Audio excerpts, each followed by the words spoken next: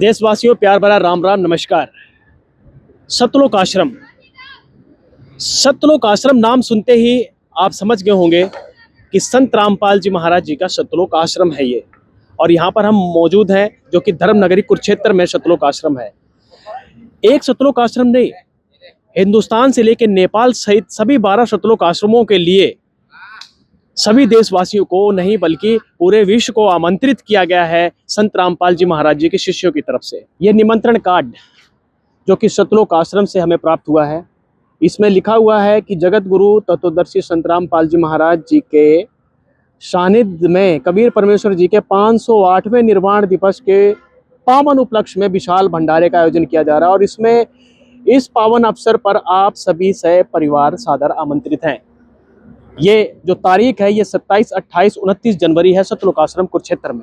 दर्शकों, इस निमंत्रण कार्ड को हमने प्राप्त करके 2 दिन पहले हम इस सतलोक आश्रम कुरुक्षेत्र में आ गए और एक जायजा लेने आए कि यहाँ पर क्या व्यवस्थाएं की जा रही हैं लोगों को आने के लिए, क्योंकि अनुमान लगाया जा रहा है कि जो श्रद्धालुओं की भीड़ है यहाँ पर 1 लाख से ज़्यादा आने का अनुमान है। जो श्रद्धालुगण है वो 1 लाख से ज़्यादा यहाँ पर पहुँचने का अनुमान जताया जा रहा है।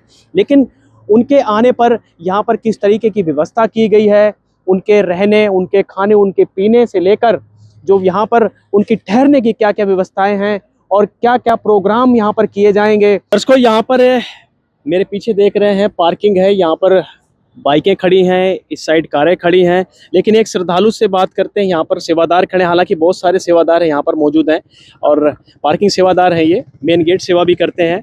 क्योंकि यहाँ पर ये आप देख रहे हैं ये दूसरा गेट है और जहाँ से हमने शुरुआत की थी वो पहला गेट था। तो यहाँ कई सारे सेवादार खड़े हैं। एक बार सेवादार से बात करते हैं। हाँ जी, राम राम जी। राम राम जी। क्या नाम है आपका? करमपाल दास है जी। तो करमपाल जी, क्या व्यवस्था रहेगी, क्योंकि हजारों लाखों श्रद्धालुओं का आने का अनुमान है सतलोक आश्रम में। तो अपनी कारों से आएंगे, कुछ मोटरसाइकिल से आएंगे, कुछ बसों से आएंगे, तो किस तरीके की व्यवस्था की गई है पार्किंग के लिए? सर, यहाँ पे हमने गुरु जी की दया से, आप ये जो हमारे सामने देख रहे हैं जी, ये पेड़ वगैरह और आगे वो दीवार निकली हुई है, ये सब कारों के लिए पार्किंग की व्यवस्था करी गई है जी। अच्छा, ये जो बाउंड्री देख रहे हैं, बाउंड्री दिख रही है, इसके अंदर कार आएंगी और जो यहाँ पर और कारें खड़ी हैं, यानी कि ये बहुत ही लंबा रोड है, यानी कि पेड़ के साइड में कारें खड़ी करने की पूरी व्यवस्था है। हाँ जी, हाँ जी, बिल्कुल इनके बीच में खड़ी कर सकते हैं। अनुमान कितनी कारें यहाँ पर आ सकती हैं? अनुमानित यहाँ पे सर कम से कम 3000 के लमसम आ सकती है। 3000 के लमसम। और मान लो 3000 से ज्यादा हो जाए तो? 3000 से ज्यादा हो जाए तो हमने फिर इधर व्यवस्था कर रखी है। जैसे ये मेरे पीछे आप देख रहे हैं पेड़ है। अच्छा, आगे और व्यवस्था है। अच्छा, उसके आगे भी कर रखी है? आगे इधर व्यवस्था है मालिक की दया से। तो यानी कि इधर कार है, इधर मोटरसाइकिल है? ये मोटरसाइकिलों के लिए ये इधर है जी। अच्छा, इधर सामने आपके ये दिखा रहे हैं, जो दिखाइए ये सामने इधर बाइकें खड़ी करेंगे। और भी अगर व्यवस्था है तो आगे तक बढ़ा सकते हैं हम इसको मालिक की दया से। तो गुरु जी की दया से पूरी व्यवस्था है यहाँ पे, आने जाने वालों के लिए, पार्किंग के लिए सब व्यवस्था है। तो जैसे कोई मोटरसाइकिल लेकर आता है तो कितने सेवादार सेवा करते हैं यहाँ पर? सर, यहाँ पे सेवादार जैसे जैसे सेवा बढ़ती है उस हिसाब से सेवादार बढ़ा देते हैं। कितने सेवादार लगे रहते हैं? क्योंकि मोटरसाइकिल तो बहुत आ जाती है। जब कारों की व्यवस्था आपने 3 से लेकर 4000 यहीं पर कर रखी है आश्रम की बाईं साइड में, और दाएं साइड में जो यहाँ पर बाइकों की व्यवस्था की गई है, तो लगभग बाइकों की गिनती तो और बढ़ जाती होगी। उसके लिए हमारे पास कम से कम 150 से 200 के आसपास सेवादार रहते हैं जी। और बाइक वालों की सुविधा के लिए कोई गलत यूज ना हो, किसी का मिस यूज ना हो, हम पर्ची काट के देते हैं बकायदा जी। अच्छा, मतलब चोरी ना हो जाए या कुछ शरारती तत्व ना हाथ लगाए, उसके लिए पर्ची काटते हैं? पर्ची काटते हैं बाइक। पर्ची का कितना खर्चा लेते हैं? नहीं सर, कोई खर्चा नहीं है। आश्रम की तरफ से व्यवस्था होती है सारी मालिक की वजह से, कोई खर्चा नहीं है। बस स्टैंड से आने जाने के लिए जैसे हमने व्यवस्था कर रखी है जी, ऑटो वगैरह है हमारे पास। आने जाने की व्यवस्था कर रखी है, यानी जो अपने साधन नहीं है, जो बसों से आते, ट्रेन से आते, उनके लिए भी व्यवस्था कर रखी है? हाँ जी, बिल्कुल है जी। उनके लिए हमने ये आप देख रहे हैं इधर गाड़ियां खड़ी हैं आश्रम की, और हमारे पास काफी गाड़ियां हैं। जो हम किसी का भी फोन कॉल आता है तो हम तुरंत उनको लेके आते हैं। और रेलवे स्टेशन पे हमारे भगत भाई हैं, वहाँ सेवा करते हैं जी। 3 से 4 दिन वहाँ पे सेवा करेंगे और वो तुरंत सारी वहाँ पे जो संगत आएगी उसको वो देखते हैं, हैंडल करते हैं। और यहाँ से आश्रम से जो गाड़ियाँ जाती हैं उनको लेके आती हैं। मान लीजिए कि रात्रि में एक कोई श्रद्धालु आता है सतलोक आश्रम में, तो एक वो कैसे कांटेक्ट करेगा आश्रम में? उसके लिए सर हमने नंबर डिस्प्ले कर रखे हैं, अपने बोर्ड बनवा के, और आश्रम की तरफ से नंबर लगवा रखे हैं। तो वो उस नंबरों पे कॉल करेगा, और हमारे दास की सेवा इसमें भी मालिक की दया से हम तुरंत उनको, चाहे एक हो चाहे 1000 हो, उनको तुरंत लेके आते हैं। तुरंत लेके हाँ जी, हाँ जी। तो दर्शकों आप देखिए यहाँ पर जो पार्किंग व्यवस्था है बहुत ही सुचारू ढंग से की गई है आने वाले समागम में। हालांकि अभी कारें आ रही हैं, लगातार सेवादार भी आ रहे हैं, श्रद्धालु यहाँ देखने के लिए आ रहे हैं कि किस तरीके की यहाँ पर जो प्रोग्राम की व्यवस्था की जाएगी और की जा रही है। तो यहाँ पर सेवादारों की संख्या भी बढ़ रही है, लेकिन जो श्रद्धालुओं की जो भीड़ है, आगामी जो समागम है, जो भंडारे की व्यवस्था को लेकर, और ये सारी व्यवस्थाएं आपको हम दिखा पा रहे हैं। तो आइए अब चलते हैं आश्रम के अंदर और जानकारी लेते हैं कि यहाँ पर मेडिकल की व्यवस्था क्या है और सुरक्षा को लेकर क्या कड़े इंतजाम किए गए हैं। आइए चलते हैं। सतलोक आश्रम कुरुक्षेत्र के अंदर हम एंटर कर चुके हैं, और एंटर करते ही आप देख सकते हैं ऊपर कि यहाँ पर बहुत ही जो एक सीलिंग लगाई गई है, सुंदर सीलिंग है, डिजाइनिंग सीलिंग है, और लगातार सेवादारों के द्वारा ये सीलिंग लगाई जा रही है। और यहाँ पर बड़े बड़े फ्लैक्स लगाए गए हैं, संत रामपाल जी महाराज जी की प्रतिमा लगाई गई है, फोटोएं लगाई गई हैं। तो एक मनोहर और सुंदर दृश्य सतलोक आश्रम कुरुक्षेत्र का। और अभी तो सजावट चल रही है, और जब सजावट संपूर्ण हो जाएगी उसके बाद कितना सुंदर दृश्य होगा आप अंदाजा लगा सकते हैं। यहाँ पर सेवादार खड़े हैं जी। राम राम जी। सत साहेब जी। क्या नाम है? संजीव दास है जी। तो संजीव जी जरा बताइए क्या क्या व्यवस्थाएं हैं सतलोक आश्रम में आने वाले श्रद्धालुओं के लिए? सतलोक आश्रम में जो भी श्रद्धालु इस 3 दिवसीय समागम में आएंगे, उनके यहाँ पर रहने, ठहरने, खाने और जो है नहाने इत्यादि की सब व्यवस्था है। और साथ ही जो हमारा यहाँ पर पिपली बस स्टैंड है, वहाँ पर जो भी श्रद्धालु आएंगे उनको वहाँ से लेकर आने और छोड़ने की व्यवस्था भी आश्रम के द्वारा की गई है। इसके अलावा यहाँ पर जो हमारा कुरुक्षेत्र का रेलवे स्टेशन है, जो भी दूर दराज से जो भी श्रद्धालु आश्रम परिसर में जो यहाँ पर सत्संग सुनने के लिए या भंडारा के लिए आते हैं, तो उनको भी वहाँ से लेकर के आते हैं और वहीं पर छोड़ करके आते हैं। इसके लिए आश्रम के द्वारा बसों की व्यवस्था और जो ऑटो हैं या जो भी इत्यादि 4 व्हीलर वगैरह है, उनकी व्यवस्था पूरी आश्रम के द्वारा की जाती है जी।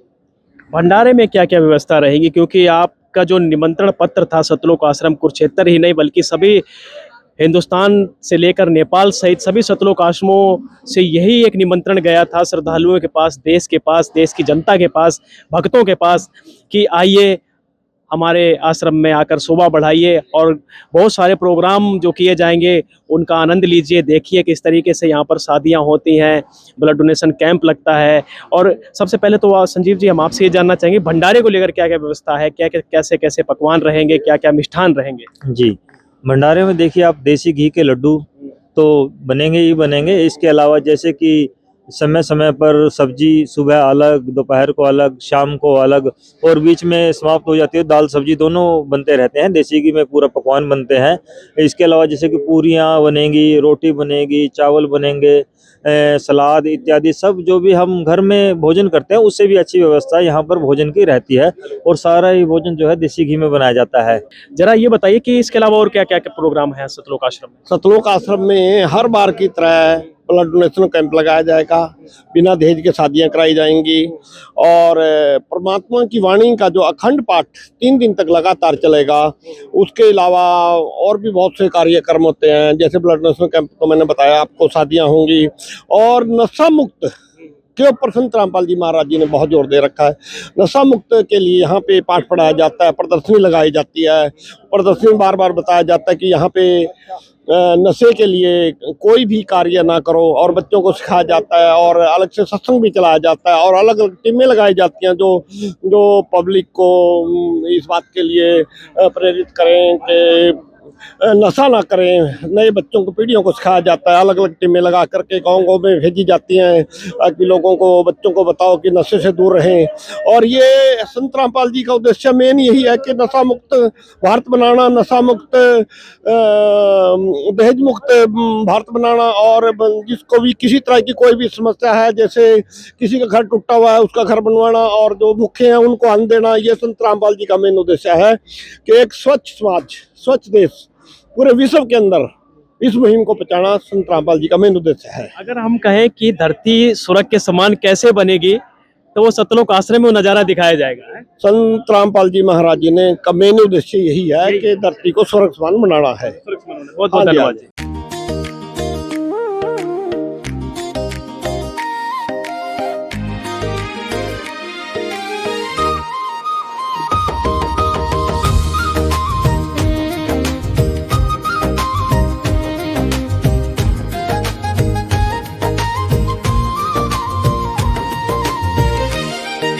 ये कटआउट बना रहे हैं, प्रदर्शनी लगाएंगे जिसमें अच्छा। जिसमें दूर दराज से भक्त आएंगे। वो ये जो मतलब प्रदर्शनी बनाएंगे, प्रदर्शनी में अच्छा।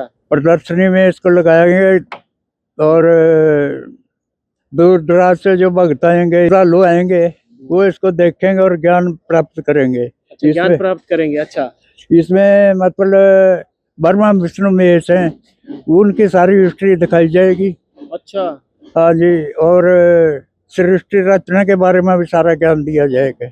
यानी कि भगवान कौन है ये सब दर्शाया जाएगा। सब दर्शाया जाएगा। अच्छा, तो देखिए यहाँ पर जो सेवादार लगे हुए हैं और 80 साल की उम्र है और कितने भाव से लगे हुए हैं, कितना भाव है अपने गुरु जी के प्रति, भगवान के प्रति। पर आप देख सकते हैं कि कितने सुंदर तरीके से कटआउट बनाए गए हैं। और जो ये ताऊ जी थे ये कह रहे थे कि यहाँ पर देवी देवताओं का इतिहास बताया जाएगा।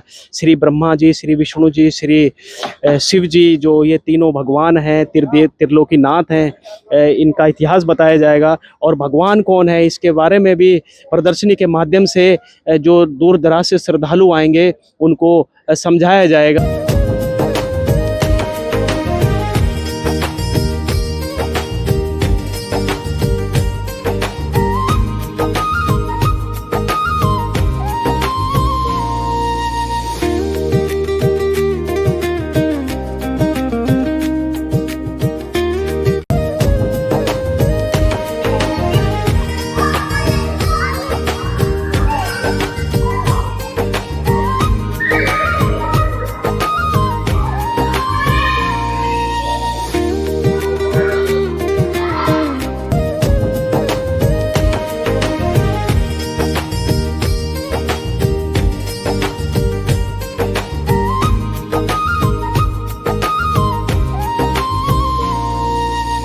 दर्शकों, इस समय हम सतलोक आश्रम के कंट्रोल रूम के अंदर मौजूद हैं और यहाँ पर एक सिक्योरिटी सेवादार है, इनसे जरा बात करते हैं। हाँ जी भाई साहब, नमस्कार।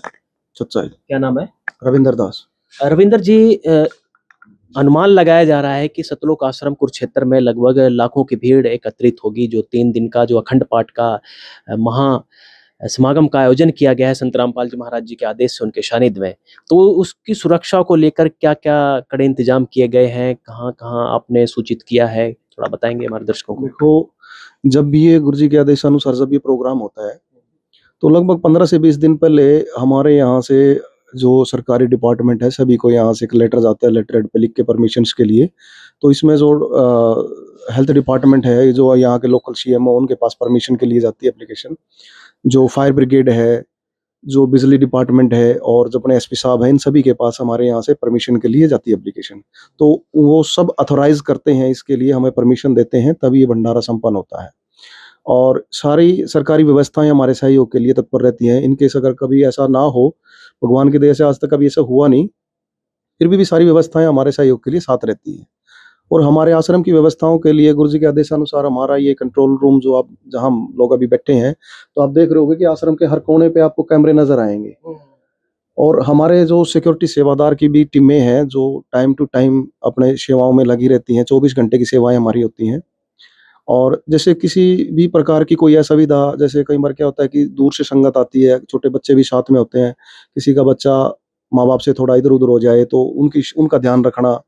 भाई भगत और माइयाँ अलग अलग व्यवस्थाएं हैं सारी, वो एक दूसरे में इधर उधर ना आ जाए, उनके लिए सारी व्यवस्थाएं, भक्त हमेशा सेवा में लगे रहते हैं।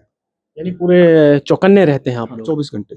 लगभग लमसम कितने सिक्योरिटी में सेवादार हैं, कितने कंट्रोल रूम है यहाँ पर? ये 2 कंट्रोल रूम हमारे यहाँ हैं और सिक्योरिटी सेवादार तो हमारे काफ़ी हैं। हम ये कह सकते हैं कि 100 के करीब सिक्योरिटी सेवादार हमारे यहाँ हैं। सेवादार जो है वो आश्रम के अलग अलग हिस्सों में उनकी सेवाएं लगाई जाती हैं। जैसे बाहर सड़क पे जो संगत आ रही है, कुछ सिक्योरिटी सेवादार वहाँ मिलेंगे, कुछ पार्किंग में मिलेंगे, कुछ आश्रम में जहाँ भंडारा है 2-4 सिक्योरिटी सेवादार वहाँ भी मिलेंगे। जो बाथरूम है उधर, वहाँ भी 1-2 सिक्योरिटी सेवादार की सेवा लगती है। यानी चप्पे चप्पे पे निगरानी रहती है आप लोगों की। बिल्कुल जी, बिल्कुल। ये तो गुरु जी की दया है कि उनकी दया से जो भी भगत सेवा में है, हमें 24 घंटे हमारी ड्यूटियां बदलती रहती हैं। 4-4 घंटे की सेवाएं होती हैं, कभी 6 घंटे की होती हैं। जो मेन सेवादार हैं वो समागम में 3 दिन का समागम है अपना, 2-3 दिन पहले आएंगे और 1-2 दिन के बाद जाएंगे। यानी संपूर्ण तैयारियों से लेकर और जो भोग पड़ता है उस तक लास्ट तक रुकते हैं। तो दर्शकों देख सकते हैं आप यहाँ पर सतलोक आश्रम कुरुक्षेत्र के पूरी व्यवस्थाओं को लेकर हमने आपको रूबरू करवाया। यानी कि हर वो व्यवस्था का पुख्ता इंतजाम किया गया है। जो भी श्रद्धालु यहाँ पर आएंगे, लगभग लाखों हजारों से लाखों की संख्या में पहुंचने का अनुमान लगाया जा रहा है। तो पहले से ही व्यवस्था चकाचौंध कर दी गई है यहाँ पर, और किसी तरह की कोई असुविधा ना हो श्रद्धालुओं को, उसके लिए सिक्योरिटी से लेकर जो भी खाने पीने और नहाने तक की जो व्यवस्था है, रुकने की व्यवस्था है, वो बिल्कुल निःशुल्क है। और जो सुरक्षा को लेकर अगर बात की जाए तो ये संत रामपाल जी महाराज जी के स्वयं सेवक जो हैं खुद एक तरीके से ढाल बन जाते हैं, खुद सतसाहिब का नारा देकर अपनी सेवा में खड़े हो जाते हैं। तो ये थी आज की पूरी कवरेज तैयारियों को लेकर। फिर मिलेंगे, बने रहिएगा ऐसे न्यूज़ चैनल के साथ। दीजिए इजाजत, धन्यवाद, नमस्कार।